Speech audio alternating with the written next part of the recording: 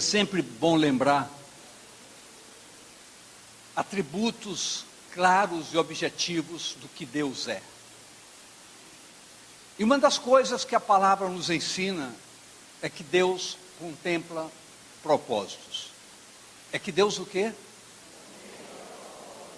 Quando Deus chamou Abraão, Deus disse a Abraão: Abraão, deixa a tua parentela e vai para um lugar que eu te mostrarei. Obviamente que Abraão, na ocasião Abrão, não se preocupou em perguntar nem para onde, nem porquê, nem para quê. Simplesmente obedeceu. Simplesmente o quê? Aí está, no foco da obediência de Abrão, o estabelecimento de um propósito. E Deus, contemplador de propósito, estabeleceu para com Abrão uma aliança. Estabeleceu o quê? Uma aliança. Aliança de que nele seriam benditas todas as famílias da terra. E Deus chegou a dizer a Abraão: Abraão, eu sou Deus Todo-Poderoso, anda na minha presença e sê perfeito.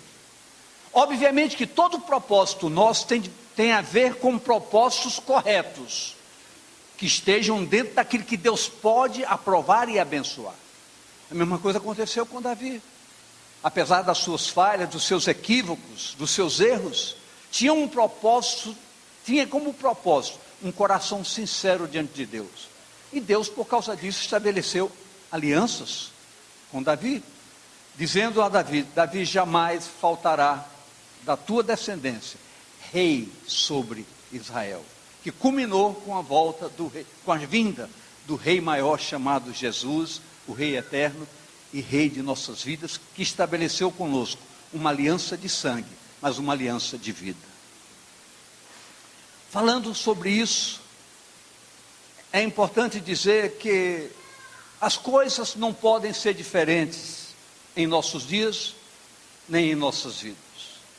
Deus quer ter uma aliança efetiva e real conosco, comigo e com você, desde que nós estabeleçamos propósitos de vida que possam glorificá-lo em todo o nosso caminhar. É o que Deus quer. E talvez no dia a dia das lutas, dos confrontos, nós nos encontremos tantas vezes embaraçados por confrontos, conflitos, afrontas lá fora. Mas é importante que nós entendamos: se nós temos um propósito para com Deus, Deus tem uma aliança para conosco. O grande problema é que os nossos propósitos precisam ser trabalhados. Precisam ser o quê? Então é necessário que eu estabeleça dentro do meu ato pessoal um propósito para com Deus. Se isso demanda que pelo menos uma vez na semana eu tenha um dia de consagração, um dia de jejum, um dia de dedicação ao Senhor, é preciso que eu faça isso. E eu gostaria que você dissesse: é preciso que eu me determine a ter propósitos para com Deus. Porque, querido, nós somos afrontados e confrontados todos os dias. E o interesse que Deus tem em nós é que nossos propósitos para com Ele permitam que Deus esteja sempre determinado e pronto para estabelecer sobre nossas vidas bênçãos tais, através das quais venham para todos nós as maravilhas que Deus tem disponível para dar a todos que o amam e todos que o buscam. Então é importante que nós entendamos que uma aliança tem poder. Diga comigo: uma aliança tem poder. Uma aliança estabelecida com propósitos deixa marcas e propaga a ação extraordinária da fidelidade e da honra. Deus, amado irmão, é um Deus de aliança, é um Deus de honra, é um Deus de propósitos.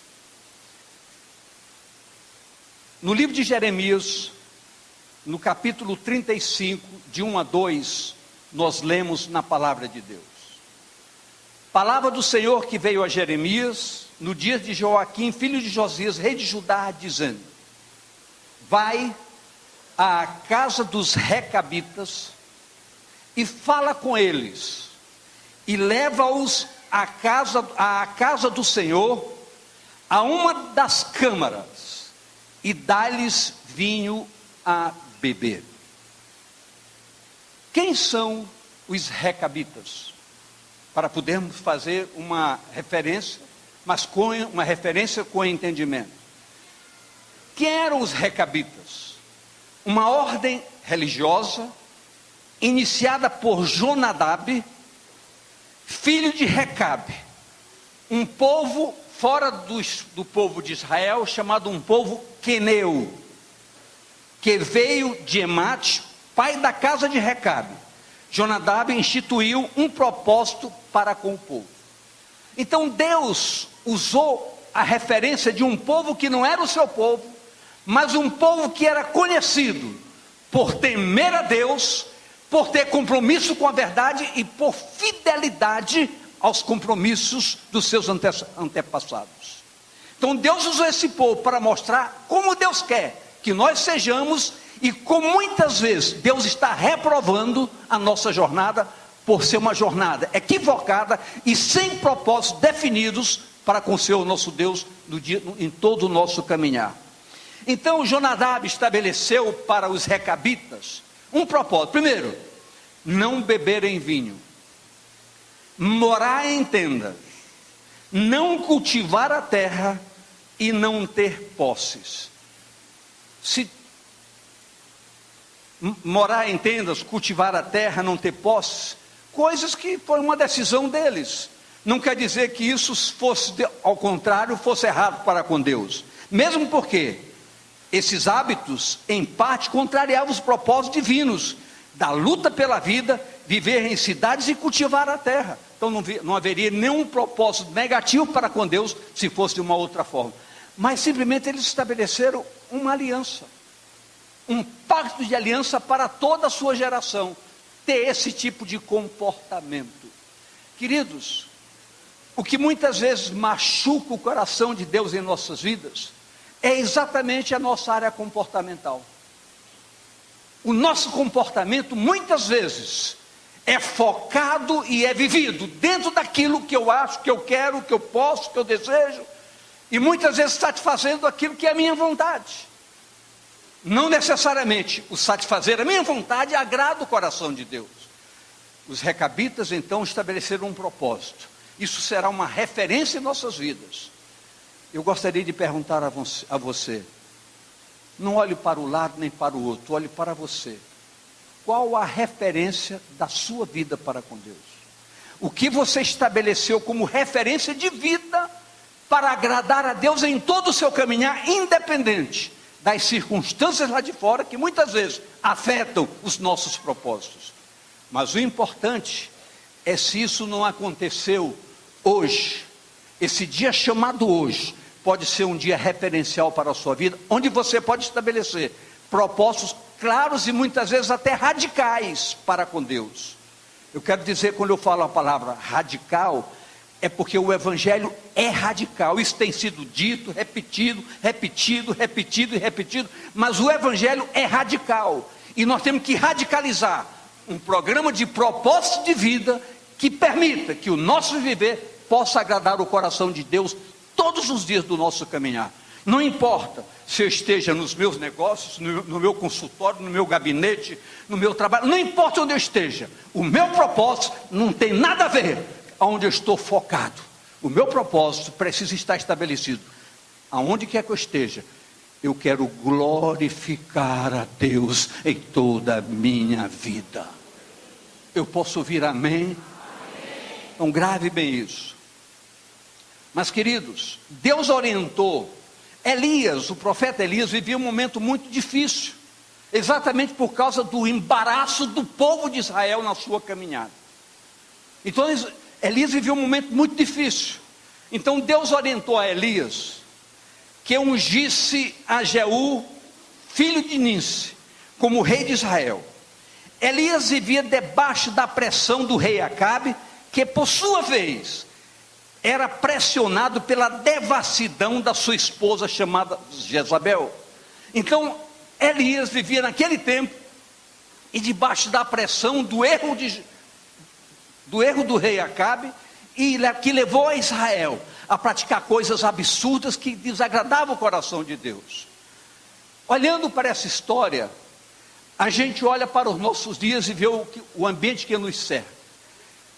Eu não posso fazer uma avaliação comparativa, mas eu posso ter uma ideia de que a devassidão que nos cerca não perde a devassidão daquele tempo. Elias fugia da sua presença, até ter um encontro com Deus, a quem servia com fidelidade, como aliança de fidelidade e de propósito. Então Deus o orientou da seguinte maneira: 1 Reis 19, 13 a 16.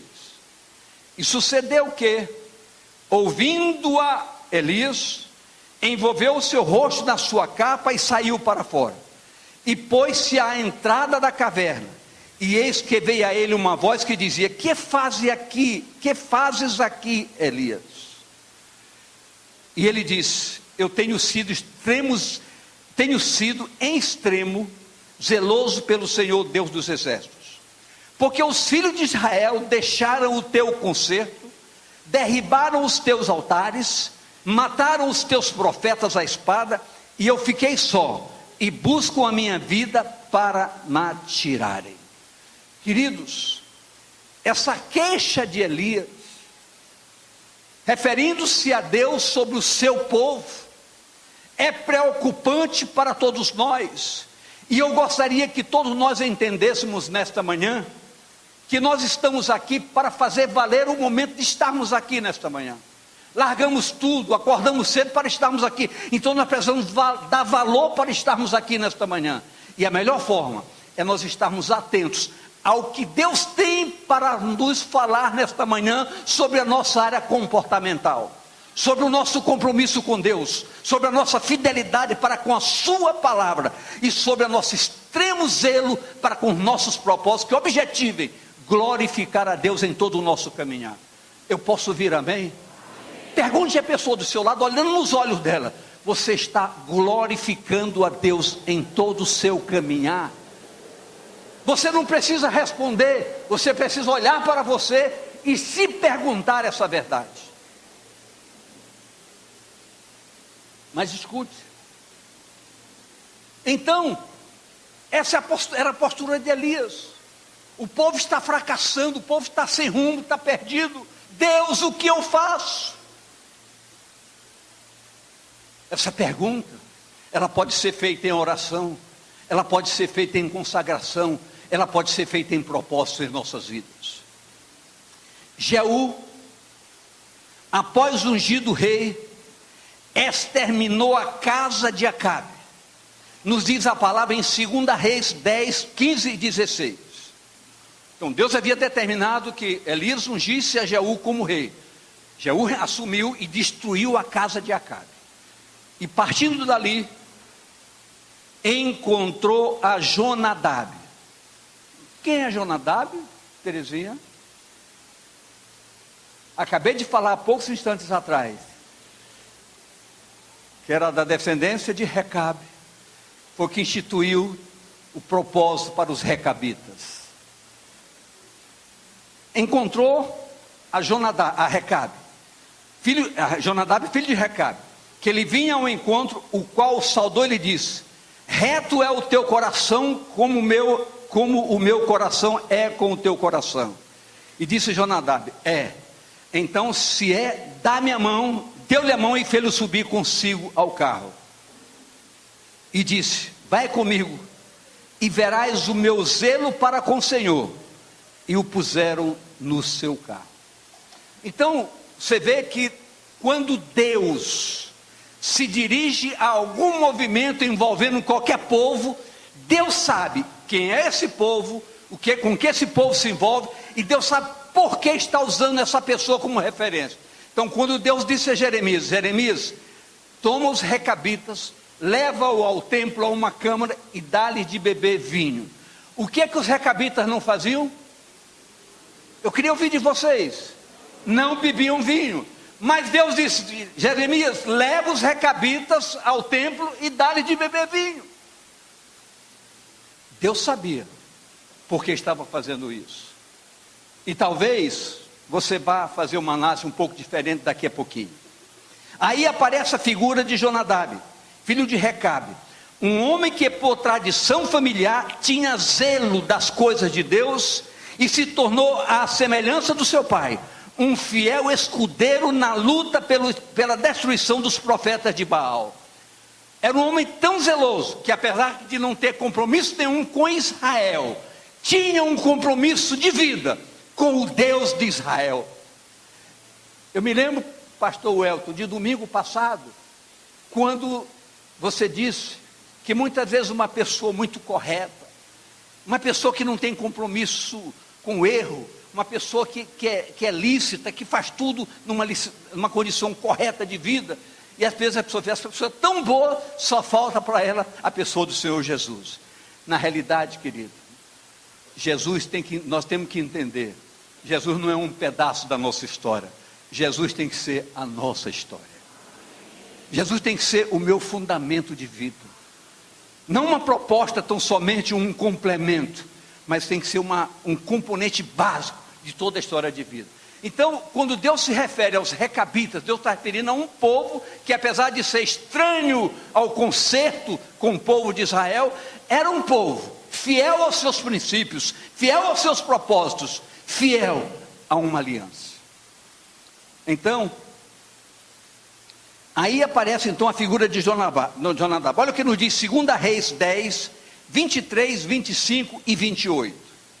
E entrou Jeú com Jonadab, filho de Recabe, na casa de Baal, e disse ao servo de Baal: examinai e vede bem, porventura nenhum dos servos do Senhor aqui há convosco, senão somente os servos de Baal. E sucedeu que, acabando de fazer o holocausto, disse Jeú aos da sua guarda e aos capitães: entrai, feri-os, não escape nenhum.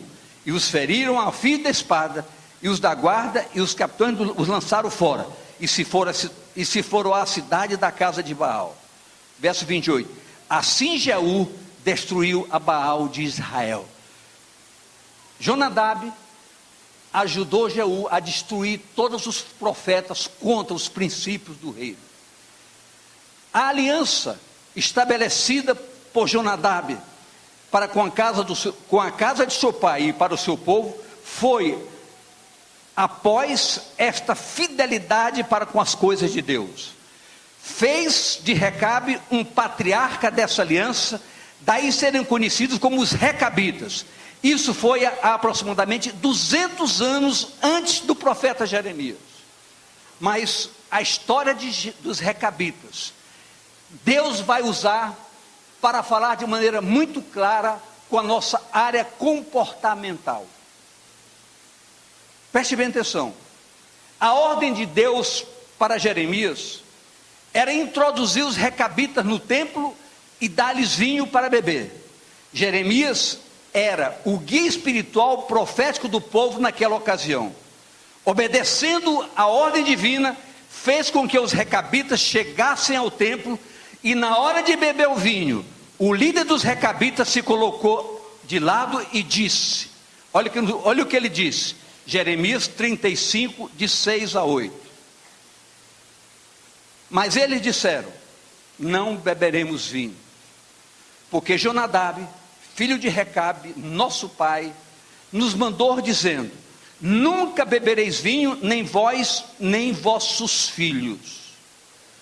Não edificareis casa, não semeareis sementes, não plantareis nem possuireis vinho alguma, mas habitarei em tenda todos os vossos dias, para que vivais muitos dias sobre a face da terra em que vós andais peregrinando.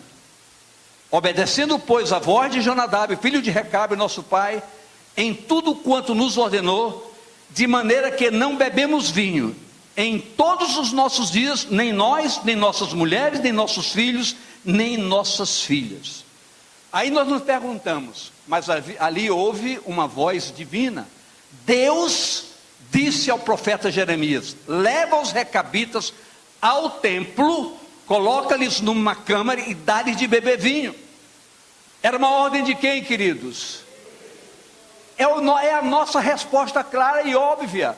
Só que nós vamos ver que Deus estava usando a referência desse povo no que diz respeito à sua fidelidade comportamental. Eu pergunto para eu ouvir, para você ouvir, para nós ouvirmos nesta manhã: por que nós estamos aqui nesta manhã? Por que nós viemos aqui? Porque nós temos um compromisso com o Deus de que? O Deus da salvação. E nós estamos aqui porque nós queremos ser abençoados e fortalecidos cada dia mais com essa salvação. Mas eu pergunto, nossa vida tem um reflexo evidente de que somos pessoas salvas? É a pergunta que eu quero me fazer nesta manhã. Mas é a pergunta que você precisa se fazer nesta manhã. A sua vida, a sua fidelidade para com Deus, investe você com um patrimônio espiritual que declare que você é de fato um homem de Deus, uma mulher de Deus? Essa pergunta nós não precisamos responder, mas a nossa consciência precisa ser aviltada nesta manhã, para que nós possamos focar como Deus age, como Deus quer nos comparar, mas como Deus quer sacar de nós nesta manhã um propósito diferenciado, para que em todo o nosso caminhar, como eu disse há poucos instantes atrás, não importa o que eu faça, onde eu esteja, qual seja o meu trabalho, qual seja a minha atividade, qual seja a minha ação profissional, não importa. Se for num consultório médico, eu tenho que ser um médico servo de Deus. Se for num açougue, eu tenho que ser um açougueiro de Deus. Se for lavrando a terra, eu tenho que ser um lavrador, um homem de Deus. Se for aonde for, no seu comércio, vendendo carne, vendendo comida, vendendo peixe, vendendo material de construção, não importa. Sou um vendedor. Acima de tudo, um homem de Deus, uma mulher de Deus, com um propósito que me dê referência, como quem serve a Deus, quem trabalha em busca de uma salvação verdadeira. É importante que isso saia daqui para conosco hoje, nos fortalecendo como nunca. É importante que nós criemos mecanismos que nos restabeleçam numa ideia diferenciada de que temos propósitos verdadeiros para com Deus. Eu posso ouvir amém, queridos?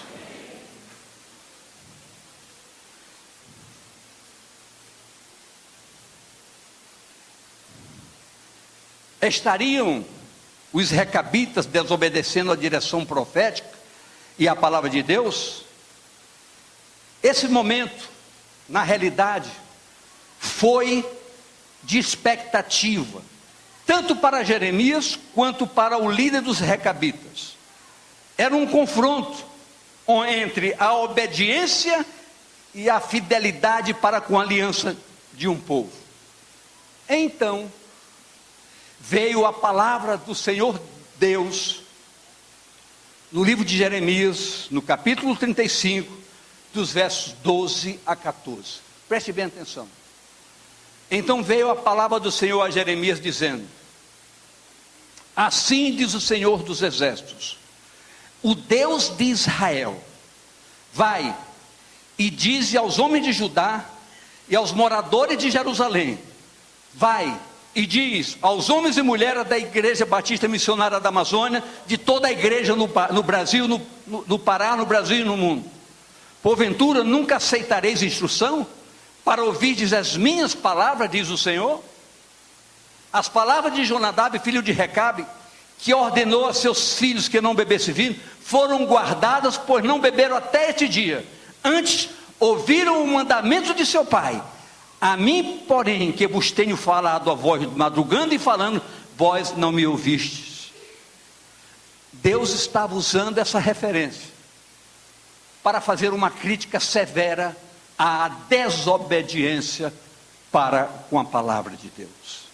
A referência aqui é para o povo de Israel, naquela ocasião, mas a referência hoje é para todos nós ouvirmos, porque o tempo se abrevia, queridos.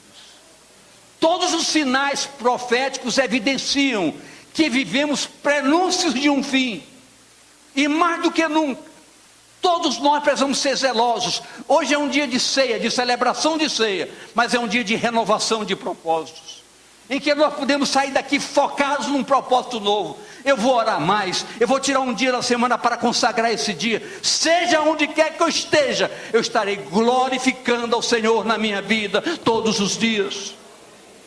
Isso é fundamental para todos nós.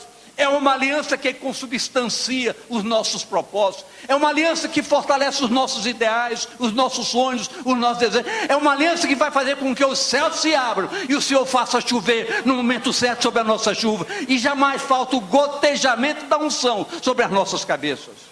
Assim é Deus. É o Deus poderoso. É o Deus da aliança. É o Deus dos fundamentos da verdade. É o Deus que quer nos abençoar cada vez mais.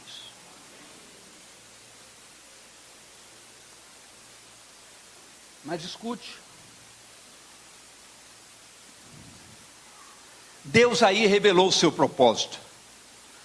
Deus colocou os recabitas à prova, e eles valorizaram a honra aos seus líderes. Deus é Deus de honra. Os recabitas, povo nômade, honraram a aliança. Aqueles homens chamados por Jeremias não conheceram nem Recabe nem Jonadab, contudo, guardavam os ensinos de geração em geração, porque aqueles ensinos estavam fundados numa aliança de honra e de fidelidade. Deus usou esse momento para expressar sua tristeza pela desobediência e por parte do seu povo para com a sua palavra. Os recabitas foram recompensados pelo Senhor, conforme nos diz a palavra em Jeremias 35, 18 e 19. E a casa dos recabitas, disse Jeremias: assim diz o Senhor dos exércitos, o Deus de Israel, visto que obedeceste ao mandamento de Jonadab, vosso pai, e guardaste todos os seus mandamentos, e fizeste conforme tudo quanto vos ordenou, assim diz o Senhor dos exércitos, Deus de Israel, nunca faltará varão a Jonadab, filho de Recabe, que assista perante a minha face todos os dias. Queridos, numa correlação ousada e desafiadora que nós precisamos fazer, é que eu teria que entrar em assuntos mais profundos nisso, mas não é possível agora.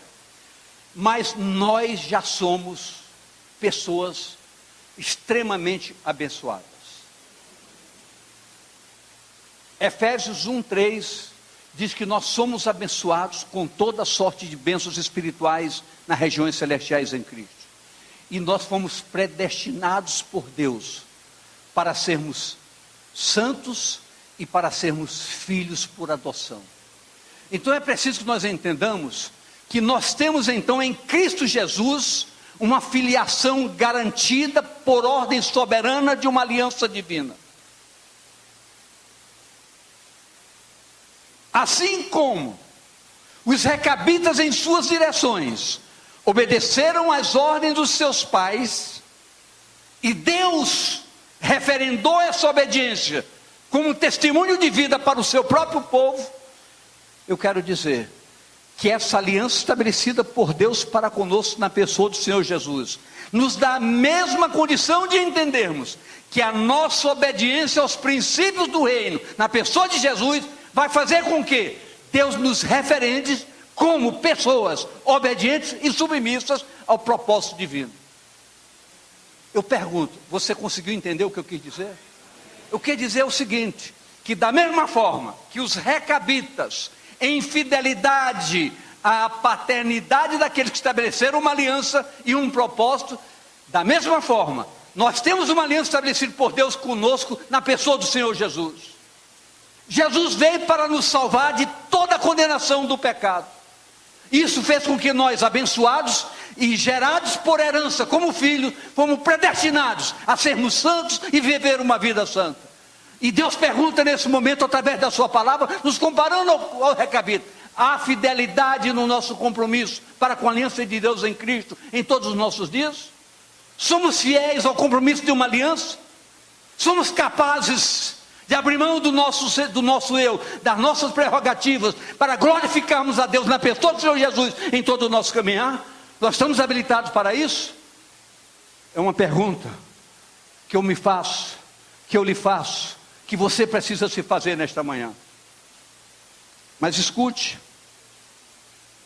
isso serve radicalmente para todos nós. O que nos importa, com muita sinceridade, é como nossa aliança com o Senhor, nosso Deus, está. Aliança que tem um princípio de honra, aliança que tem marcas registradas nas nossas vidas, se elas têm essas marcas definidas e se praticamos a fidelidade a essa aliança. Preste atenção em algo que você vai ouvir agora. Precisamos fortalecer as marcas da aliança de Deus Pai para conosco, na pessoa do Senhor Jesus. Eu pergunto, quando Jesus foi à cruz, quando Jesus foi crucificado, o que aconteceu na cruz com Jesus? Pregaram suas mãos e seus pés com quê? Com o que foram pregados? Foi colocado mesmo pregos para pregar Jesus na cruz. Eu pergunto, a ação divina fez o que com Jesus após sua morte? O ressuscitou, o trouxe de volta à vida. Eu pergunto, Deus não poderia trazer Jesus perfeitamente sem qualquer marca? Poderia ou não poderia? Eu queria perguntar para essa igreja. Mas a Bíblia diz, e vamos ouvir o que a Bíblia diz. Lucas 24, 38, 39. E ele lhe diz, por que estás perturbados?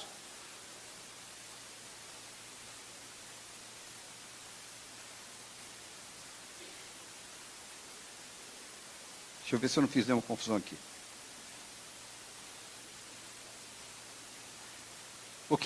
Ele diz, por que estás perturbado e por que sobe tais pensamentos ao vosso coração? Vede as minhas mãos e os meus pés, que sou eu mesmo. Tocai-me e vede, pois o Espírito não tem carne nem osso, como vedes que eu tenho. Mais um texto, João 24, 27. Depois disso, disse a Tomé, põe aqui o teu dedo e vê as minhas mãos. Chega a tua mão e põe do meu lado.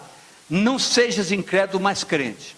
Nós estamos registrando com a Bíblia aberta que Jesus saiu na ressurreição com marcas dos cravos em suas mãos e em seus pés. Por que isso aconteceu?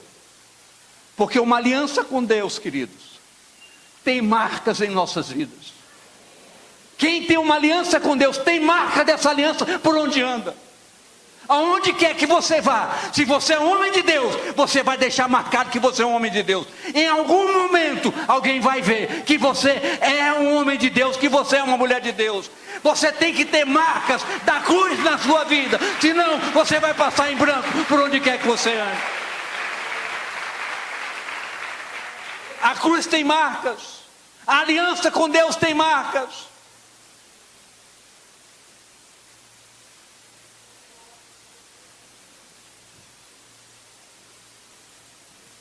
Sua morte e ressurreição pela aliança do seu amor para conosco. Objetivou pagar um preço, o preço da nossa salvação. Jesus, após a sua ressurreição, poderia não apresentar qualquer marca da cruz. Contudo, a marca da cruz ficou gravada no seu corpo. Precisava evidenciar a sua identidade com as marcas do sacrifício redentor. Uma aliança chamada aliança de amor. Essa pergunta que eu fiz nesta manhã, estaremos aqui mais tarde, também à noite, ministrando essa mesma palavra. Mas é preciso que você se pergunte, ousado e corajosamente, que marca evidencia em sua vida a ação da graça de Deus? Por onde você anda? As pessoas sabem que você tem um compromisso com Deus? Nos seus negócios, aonde você está? Sabem que você tem um compromisso com Deus?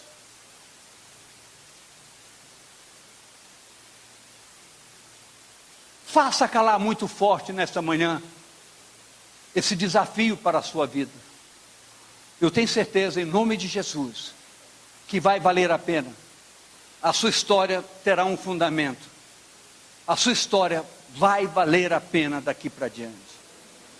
Isso, igreja, precisa entrar na nossa história, e em honra e gratidão ao Senhor, e precisamos ser marcados com uma história de vida, que glorifica a Deus em Cristo Jesus, a cada dia, com obediência, e com honra ao Senhor, e com honra também a nossos líderes, a igreja, e também à igreja do Senhor Jesus. Não quero expandir muito hoje, porque eu acho e entendo, isso calou muito profundo lá dentro, que se conseguirmos dar uma resposta hoje, sobre as marcas reais da aliança de Deus em nossas vidas, a nossa história pode ser bastante diferente de agora em diante, e poderemos sair daqui, fortalecidos no Senhor e na força do seu poder, gravando que somos realmente abençoados, que as marcas da cruz de hoje em diante não fugirão do nosso corpo espiritual e do nosso corpo físico, por testemunho de vida. É importante para todos nós, que essas marcas, irmão Manuel, elas sejam gravadas, como testemunho de vida para todos nós, numa sociedade tão difícil, tão confusa, uma sociedade tão perdida que nos cerca, mais do que nunca, não precisamos gritar aos quatro cantos das praças, mas as pessoas precisam olhar para nós, e ver que nós temos marcas, gravadas em nossa vida, que evidenciam que somos homens de Deus, e que somos mulheres de Deus. Eu posso ouvir amém, querido? Então fique de pé, por favor.